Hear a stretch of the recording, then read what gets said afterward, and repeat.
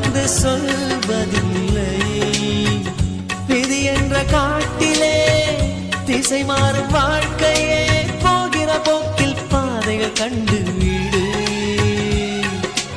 எண்ணம் போல வாழ்க்கையே எவருக்கும் வாய்ப்பது